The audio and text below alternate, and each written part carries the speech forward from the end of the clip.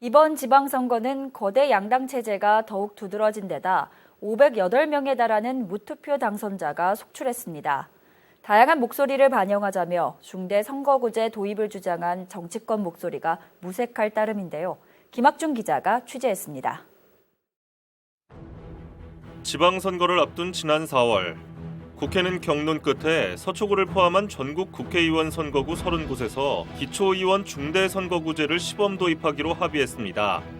선출 인원이 3인 이상, 5인 이하로 확대되면서 최대 5위까지 당선이 가능해진 것입니다. 그러나 유권자의 선택을 넓히고 다당제를 실현하자는 취지와 달리 소수정당 후보자가 당선된 곳은 단 4곳에 그쳤습니다. 거대 양당의 복수공천은 제3정당 진입을 가로막았습니다. 시범지역인 서초구 가선거구에서는 국민의힘 3명과 더불어민주당 2명, 무소속 1명이 출마했는데 의회에 입성한 후보는 민주당 1명, 그리고 국민의힘 3명입니다. 선거 바로 직전 시범선거구를 결정하면서 제3정당이 후보자를 마련할 여유가 없었다는 점, 대선 직후에 치러져 양당 간 대결 구도가 형성돼 있었다는 점이 제도가 빛을 발하지 못한 추가적인 이유로 보입니다. 기득권 양당은 겉으로는 다당제를 향한 정치개혁과 제도개혁을 이야기했습니다. 그러나 지방선거에서부터 양당 독점 정치가 아닌 다당제 정치를 통해 시민의 다양한 삶이 반영되는 지방의회를 만들자는 정의당과 시민사회의 정치개혁 요구를 뭉개었습니다.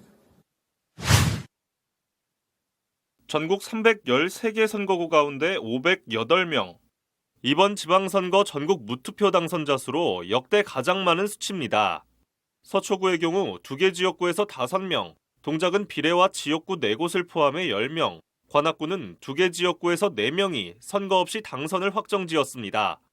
견고한 양당 체제에서 소수정당이나 무소속 후보자가 쉽사리 출마하기란 쉽지 않은 상황입니다. 기초의회 무용론이 거듭되는 상황에서 중대선거구제로 인한 의원 정수 확대가 과연 유의미한 것인지 의문이 제기되는 이유이기도 합니다. 지역주의가 강한 정당 지역에서 많았다는 거죠. 요즘은 이제 그 수도권에서도 좀 생기는 게 선거 환경 탓이기도 하고 관심도 적어졌다고 하는 그런 현실 때문에 그런. 현재 정치 상황을 제1, 2당 탓만 할 수는 없습니다. 여러 선거를 거치면서 대한정당은 한계와 부재가 반복됐습니다. 정치적인 셈법에 의해 단일화를 하거나 흡수되는 모습, 잇따른 군소정당의 성비위 사건 등 제3정당은 제 역할은커녕 불신만 안겨줬습니다. 신인 정치인들에게는 자기를 알릴 수 있는 기회가 거의 없는 것이죠. 유권자 입장에서도 지역을 위한 새로운 인물이라든가 또 정책이라든가 이런 것들이 검증도 안 될 뿐 아니라 또 알려지지도 않다 보니까 깜깜이 선거가 될 수밖에 없고. 중대선거구제가 과연 정치개혁의 해법이냐는 우려가 나오면서 이번 지방선거는 해결해야 할 숙제도 안게 됐습니다. HCN 뉴스 김학준입니다.